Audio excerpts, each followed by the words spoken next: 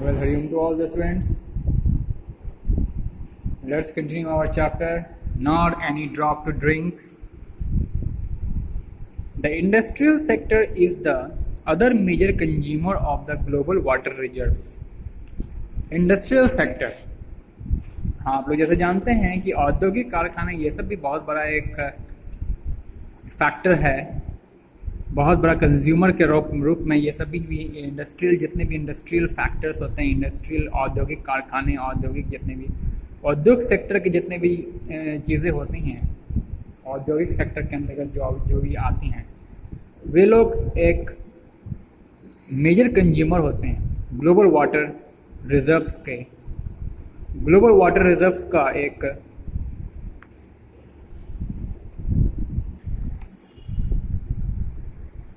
मुख्य उपभोक्ता, एक अन्य प्रकार की बड़े स्तर पर उपभोग करने वाले, ग्लोबल वाटर रिजर्व्स को बड़े स्तर पर उपभोग करने वाले इंडस्ट्रियल सेक्टर्स भी उनमें से एक है। मतलब औद्योगिक क्षेत्र के जितने भी फर्म्स होते हैं, औद्योगिक क्षेत्र के जितने भी कंपनियां होती हैं, जो भी औद्योगिक क्षेत्र के अंतर्गत आने वाले हर वो व्यवसाय बड़े स्तर पर वैश्विक पानी संग्रह का उपभोक्ता कंज्यूम करने का काम करती है, अर्थात खपत करने का काम करती है। वैश्विक पानी, वैश्विक जल संसाधन का एक बड़े स्तर पर खपत करने का काम इंडस्ट्रियल सेक्टर भी करती हैं। Apart from using a big share of limited resource, सीमित संसाधन के big share of limited resource, सीमित संसाधन के उपयोग के बजाय सीमित संसाधन, पानी, जल संसाधन के सीमित, मतलब एक लिमिटेड रेट को, एक लिमिटेड अमाउंट को बड़े स्तर पर यूज करने के अलावे industries are also responsible for the large scale contamination of water bodies. Large scale contamination में मतलब बड़े स्तर पर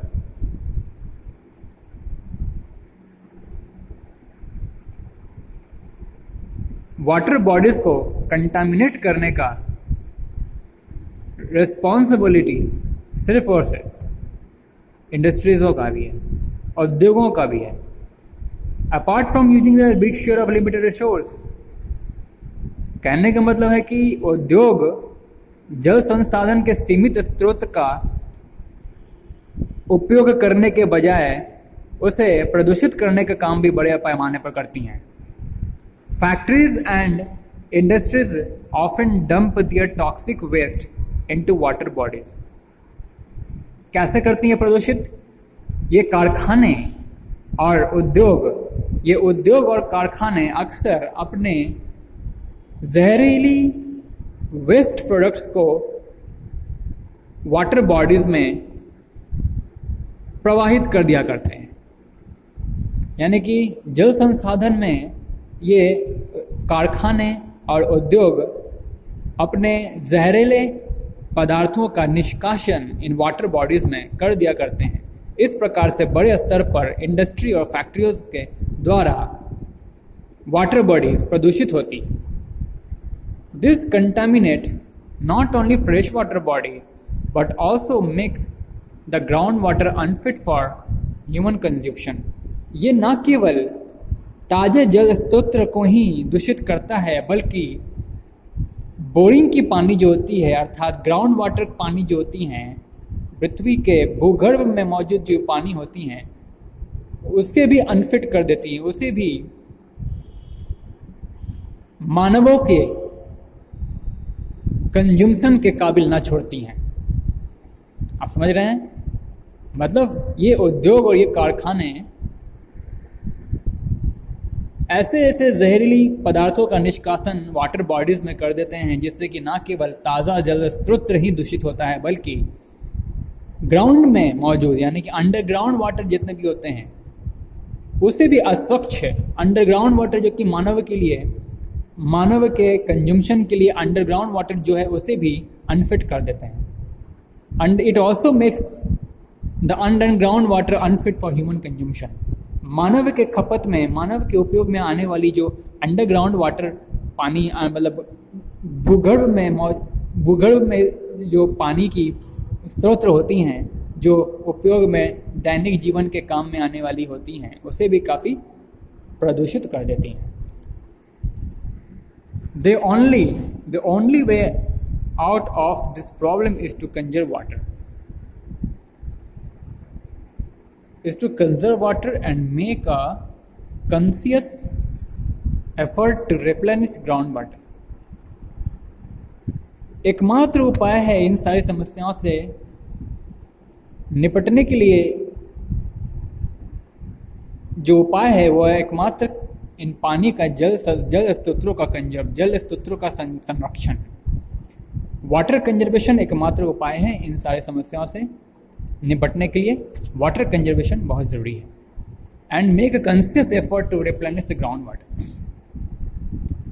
मतलब भूमि में जो मौजूद पानी है, भूमि के अंतर्भूमि में जो स्थित पानी है, ग्राउंड वाटर जो है यानी कि भूमि का जल जो है जो निरंतर प्रदूषित हो चुका है by the carelessness of the industries and factories, उनके द्वारा निष्कासित हुए जहरीले पदार्थों के कारण जो भूगर्भ में स्थित जल स्रोत है वह जो प्रदूषित हो चुकी है, अब उसे कंटिन्यूस एफर्ट मांगता है, लगातार प्रयास उसे चाहिए उसे रिप्लेनिश करने की, उसे फिर से पुनः अवस्था में लाने की एक निरंतर प्रयास एवं जल संरक्षण ही इन सारी समस्याओं से निपटने का एकमात्र रास्ता है।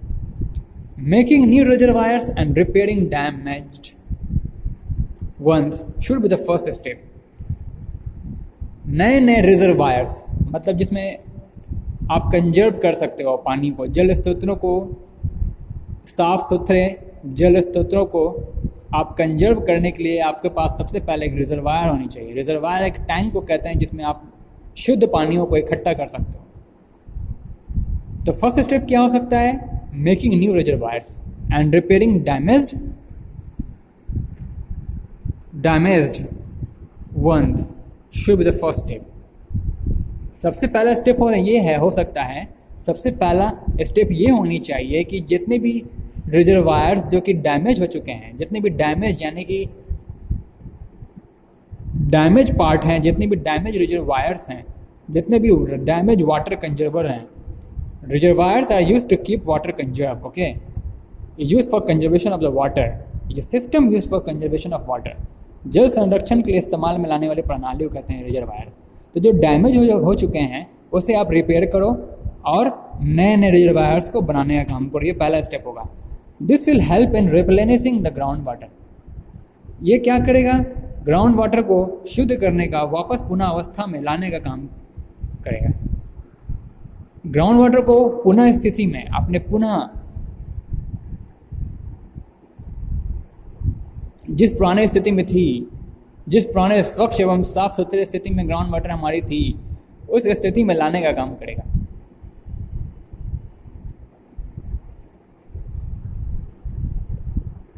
This will help in replenishing the groundwater table. Increasing awareness, अब देखिए दूसरा स्टेप क्या होना चाहिए?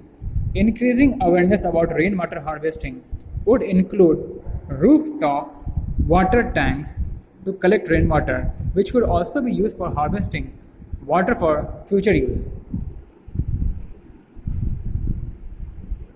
हाँ, increasing awareness about rainwater harvesting.